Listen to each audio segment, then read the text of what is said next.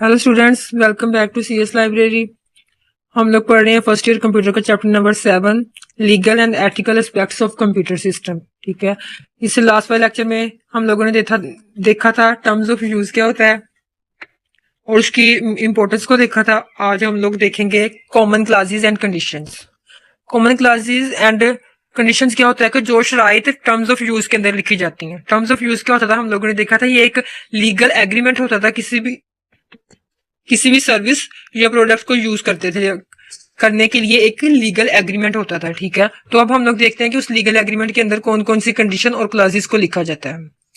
सबसे पहले इसमें user obligations. These classes outline what is expected from the user. ठीक है, ये बताता है कि हम लोग यूजर से जो है वो क्या एक्सपेक्ट कर सकते हैं। ठीक है, इसमें एग्जांपल दी गई है। In Pakistan popular ride sharing apps such as Careem include terms that require user to provide a valid phone number and prohibit the misuse of the service for non transportation purposes. ठीक है, इसके अंदर example दी गई है कि पाकिस्तान के अंदर कोई ट्रांसपोर्टेशन की सर्विसेज हैं, क्रीम सर्विसेज। ठीक है, तो वो जो है उन लोगों ने क्लियरली बताया हुआ है कि आपने अपना वैलिड फोन नंबर ऐड करना है। ठीक है, और आप लोगों ने उनकी ऐप को जो है वो मिस यूज नहीं करना। ये उन्होंने अपने टर्म्स ऑफ यूज के अंदर ये वाली उन्होंने अपनी शर्त लिखी हुई है, कंडीशन लिखी हुई है। ठीक है, मतलब ये उन लोगों ने बताया हुआ है कि हम लोग यूजर से क्या क्या एक्सपेक्ट कर रहे हैं। मतलब ये एक्सपेक्ट कर रहे हैं कि यूजर अपना फोन नंबर वैलिड लिखेगा और उनकी ऐप को जो है वो मिस यूज नहीं करेगा।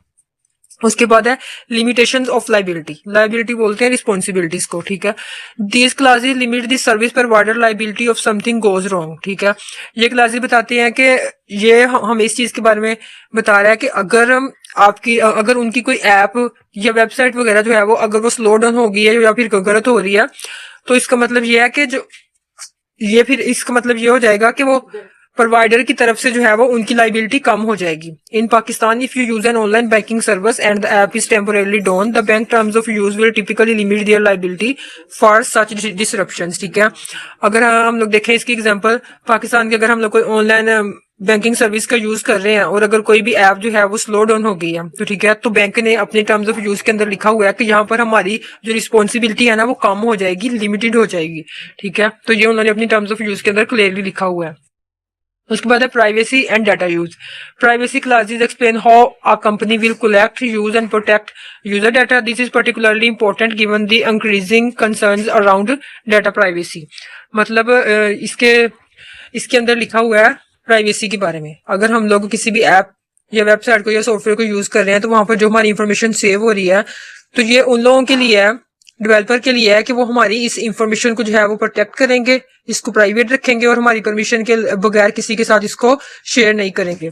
इसकी एग्जांपल है, if you use a messaging app like WhatsApp, the terms of use outline how your messages are stored and protected. ठीक है, व्हाट्सएप ने अपने टर्म्स ऑफ यूज के अंदर ये क्लियरली लिखा हुआ है कि आपके जो मैसेजेस हैं वो स्टोर भी होंगे, प्रोटेक्टेड भी होंगे और प्राइवेट रहेंगे और वो हमारे मैसेजेस को किसी के साथ शेयर नहीं करते। व्हाट्सएप के अंदर लिखा होता है ना डाटा इंस्क्रिप्शन। ठीक है, तो ये इसी चीज को बताता है कि आपका जो डाटा है वो प्रोटेक्टेड है। उसके बाद है intellectual property rights.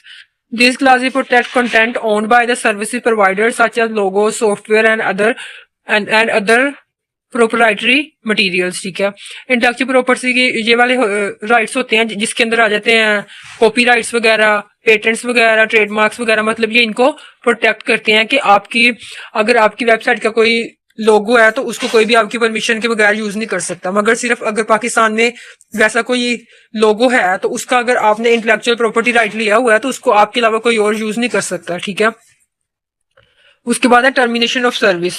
This clause explains the condition under which the provider can terminate a user access to the services. ठीक है, टर्मिनेशन ऑफ सर्विस के अंदर उन लोगों ने बताया हुआ है कि अगर आप उनकी ऐप का मिस यूज करेंगे तो वो आपको जो है सर्विस से टर्मिनेट कर सकते हैं। ठीक है, एग्जांपल इसकी है, social media platforms like Facebook have terms that allow them to suspend और terminate accounts that violate community standards such as account that spread hate speech और मिस इन्फॉर्मेशन। मतलब फेसबुक वालों ने जो है वो अपने टर्म्स ऑफ यूज के अंदर लिखा हुआ है कि अगर आप लोग उनकी ऐप का जो है वो गलत इस्तेमाल करते हैं, मिस इन्फॉर्मेशन को शेयर करते हैं, तो वो आपका अकाउंट जो है वो बैन कर सकते हैं। मतलब ये फेसबुक वालों ने है जो अपने टर्म्स ऑफ यूज के अंदर क्लियरली लिखा हुआ है। ठीक है, तो ये होती है हमारे पास कॉमन क्लासेस एंड कंडीशंस, जिसमें उन लोगों ने बताया होता है कि वो लोग यूजर से क्या एक्सपेक्ट कर रहे हैं, ठीक है, लिमिटेशंस के बारे में बताया होता है, प्राइवेसी के बारे में बताया होता है, डाटा यूज के बारे में, उसके अलावा इंटेलेक्चुअल प्रॉपर्टी राइट्स के बारे में कि मतलब आपका कोई भी लोगो हो या और कोई आपकी ऑनलाइन प्रॉपर्टी हो तो वो उसको प्रोटेक्ट करेंगे और आपके अलावा उसको कोई यूज नहीं कर सकता। टर्मिनेशन ऑफ सर्विसेज का मतलब है कि अगर आप उनकी वेबसाइट का मिस यूज करते हैं तो वो आपका अकाउंट बैन कर सकते हैं और आपके खिलाफ लीगल एक्शन ले सकते हैं। ठीक है, अगर आज का लेक्चर आपको हमारा अच्छा लगा तो हमारे चैनल को लाइक शेयर और सब्सक्राइब जरूर करें। Keep learning, keep growing. Thank you.